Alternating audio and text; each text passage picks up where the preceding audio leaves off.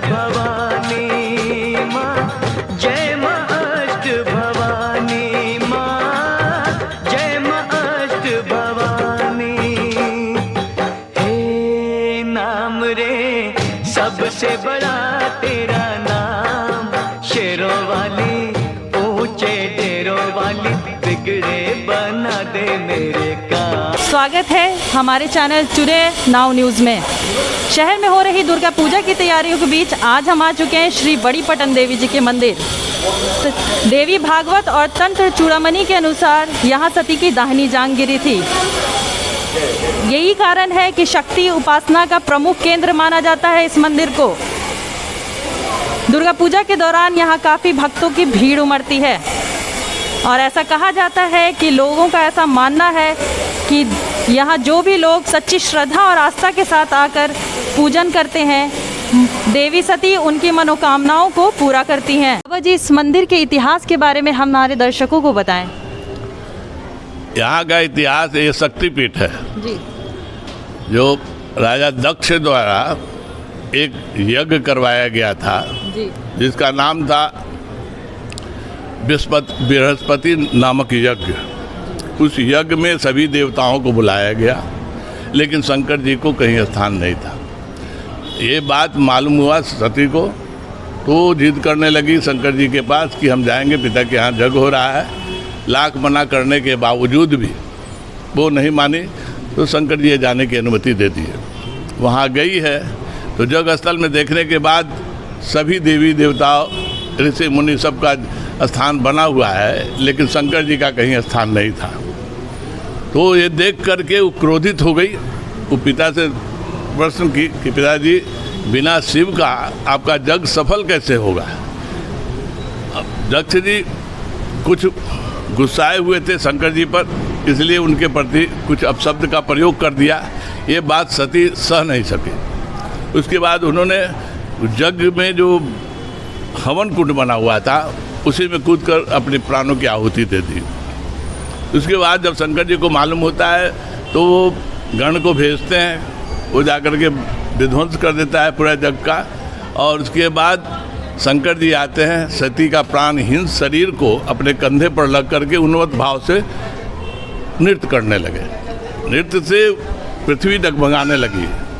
अब सब लोगों में हाहाकार हो गया। सभी देवता लोग सोचने लगे कि अब तो प्रलय निश्चित है। तब उन्होंने विष्णु भगवान के पास जाकर के ये बात कही। विष्णु भगवान आए, देखे तो कहे कि तो जब तक उनके शरीर पर सती का शरीर रहेगा तब तक ये शांत होने वाले नहीं है। तो उन्होंने सुदर्शन चक्र से अंग प्रत्यंग काटना शुरू किया। तो वो 51 जगह गिरा। 51 जगह जहाँ जहाँ गिरा वो शक्तिपीठ हुआ।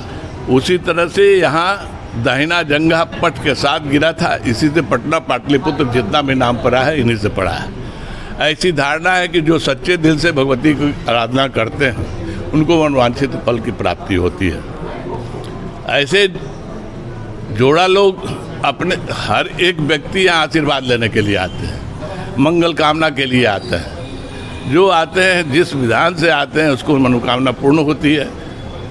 नए नए यहाँ बिहार में खास करके ये मान्यता है कि शादी करने के बाद जो पहला पूजा चौठारी के रूप में भगवती का दर्शन करने के लिए, पूजन करने के लिए आते हैं, अपना आशीर्वाद प्राप्त करने के लिए आते हैं।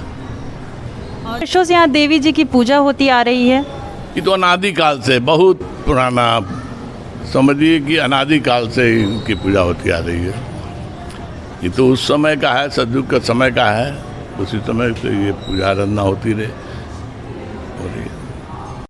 दुर्गा पूजा के दौरान कोरोना गाइडलाइंस का किस तरह पालन करेंगे और करवाएंगे? ऐसे गेट पर सैनिटाइजर जो है रखा रहेगा, मशीन भी है और हाथ में छिड़कने वाला भी है। और आम दर्शनार्थियों को सूचित किया जाता है, कहा जाता है कि कृपया मास्क लगा करके मंदिर में प्रवेश करें। इसलिए क्योंकि सरकार का भी गाइडलाइन है, उसको देखते हुए, उसको पालन करते हुए एक दूसरे से दूरी बना करके रहें। निर्माण का कार्य चल रहा है, इस बारे में हमारे दर्शकों को क्या बताना चाहेंगे आप? तो था ही सुंदर था, लेकिन भव्य निर्माण के लिए कुछ लोग पड़े, सरकार भी, कॉरपोरेशन इसके पीछे पड़ी हुई थी। लेकिन दुर्भाग्य हमारा यह स्थान का कि ये लोग पीछे हट गए।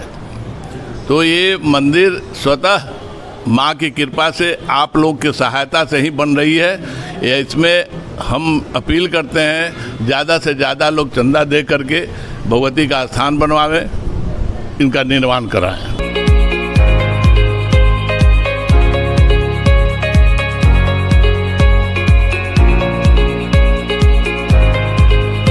कोरोना काल के दौरान ये पहली दुर्गा पूजा है, ऐसे में भक्तों में किस तरह का उत्साह देखने को मिल रहा है? बड़ी अच्छी उत्साह है, पहले से तो बहुत अच्छा लग रहा है।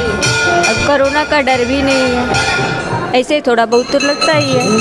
देवी आपकी मनोकामनाएं पूरी करती हैं? ज़रूर करती है, माता है, माँ है, सबकी मनोकामनाएं पूरे करेगी, चाहे बच्चे कैसे भी हो। माता तो सबकी माता ही होती है।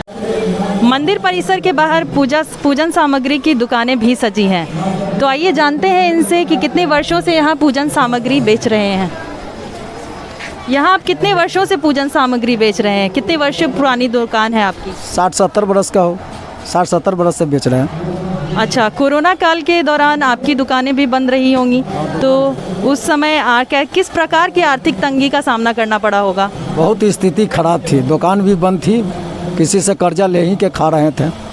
बहुत मुश्किल थी, मतलब मुश्किल तो थी, बहुत ही स्थिति का चल रहा था। पर परिवार भी, दुकान खुला, मंदिर खुला रहने पर अच्छा बिक्री बट्टा भी थोड़ा बहुत होता है, घर गृहस्थी भी चलता है। और अब कैसा लग रहा है आपको? अब कोरोना के बाद जो दुकानें खुल चुकी हैं, अब किस प्रकार का देखने को मिल रहा है? थोड़ा बहुत तो सुधार हुआ है, भगवती के दरबार खुलने से हम लोग भी कुछ आ रहा है, इनकम का घड़ी तक कुछ जी रहे हैं। कोरोना काल के बाद ये पहली दुर्गा पूजा है, कितने भक्त उमड़ेंगे, कितनी भीड़ में आएंगे भक्त यहाँ, क्या उम्मीद है आपको? भक्त तो आएंगे ही, ऐसी बात नहीं है। जब माँ का दरबार खुल गया है तो बोले भक्त ही चल ही आएंगे। और आप में किस प्रकार का उत्साह देखने को मिलता है? अच्छी बात है, खुशी की बात है कि माँ का दरबार खुला हुआ, सभी लोग भक्त आएंगे, अच्छी बात है। भीड़ भी जुट भी करेगी, ऐसी बात नहीं है कि भीड़ नहीं रहेगी। माँ का श्रद्धालु बहुत लोग हैं, चाहते हैं कि माँ का दरवाज़ा खुला रहे। गरीबी से जो भी मर रहे हैं व्यक्ति लोग सोचते हैं कि माँ के पास जाएं, द्वार करें कि माता रानी आप अच्छा बिछा सभी को रखें, हम लोग भी रहें। और जब माँ का दरबारे बंद है तो क्या द्वार लगाएंगे? जी बिल्कुल। जैसा कि हमने जाना कि प्राचीन काल से इस मंदिर का इतिहास रहा है, लोगों की मान्यताएं जुड़ी हैं, लोगों की आस्थाएं जुड़ी हैं इस मंदिर से, और भक्त काफ़ी दूर से यहाँ दर्शन को आते हैं और देवी का आशीर्वाद प्राप्त करते हैं। आज के लिए बस इतना ही, मिलते हैं आपसे अगली वीडियो में।